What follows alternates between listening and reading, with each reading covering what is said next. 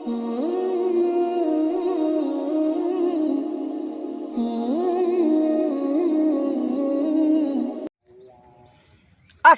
আলাইকুম ওরহমতুল্লাহি ওবারাকাতুহু।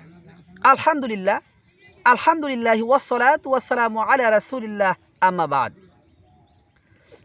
আমরা যারা সোশ্যাল মিডিয়া, ইউটিউব, ইনস্টাগ্রাম বিভিন্ন ধরনের অনলাইনে কাজ করি, অর্থাৎ আমাদের কাজটা অনেকেরই হয় শুধু টাকা উপার্জনের উদ্দেশ্যে।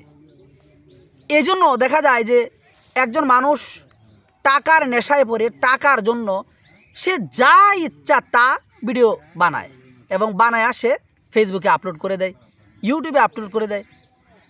তো এটা আসলে আমি যদিও তাদেরকে বলে সেটা আমার পক্ষে করা সম্ভব না, কারণ এই সমাজের মধ্যে আমাদের এই বাংলাদেশে এরকম প্রখ্যাত বড় বড় অনেক আলেম আছে, অনেক বড় বড় স্কলার আছে যারা প্রতিনিয়তই তাদের আলোচনার মধ্যে এই কথাগুলো তারা বলে থাকেন। তো যারা ইউটিউব এবং ফেসবুকে যারা কাজ করে তারা এই কাজগুলো সবসময় করে থাকে। তো দেখেন যে রাসূলুল্লাহ সাল্লাল্লাহু আলাইহি ওয়াসাল্লাম বলেছেন, যে ব্যক্তি মানুষকে হাসানোর জন্য মিথ্যা কথা বলে, যে ব্যক্তি মানুষকে হাসানোর জন্য মিথ্যা কথা বলে, তার জন্য ধ্বংস, তার জন্য ধ্বংস, তার জন্য ধ্বংস। এই হাদিসটি আবু দাউদের 4990 নম্বর হাদিস। তাহলে একবার চিন্তা করে দেখেন, আমি চাচ্ছি কি যে আমার কিছু টাকা আসুক, তো এজন্য আমি আমার মন মতো করে নিজের ইচ্ছা মতো খেয়াল খুশি মতো অনর্থক কথাবার্তা, অশ্লীল কথাবার্তা, বিভিন্ন ধরনের গালিগালাজ, বেহায়াপনা, অশ্লীলতা ইত্যাদি ভিডিও তৈরি করে সোশ্যাল মিডিয়ায়, ইউটিউবে আমরা আপলোড করছি টাকার জন্য, এবং নিজেরা অনর্থক মিথ্যা কথা বলে মানুষকে হাসাচ্ছি।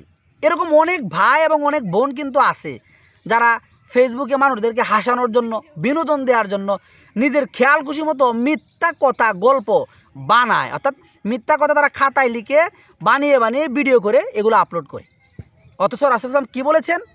যে ব্যক্তি মানুষকে হাসানোর জন্য অনর্থক মিথ্যা কথা বলে বা মিথ্যা কথা বলে হাসানোর জন্য চেষ্টা করে, তার জন্য ধ্বংস, তার জন্য ধ্বংস, তার জন্য ধ্বংস।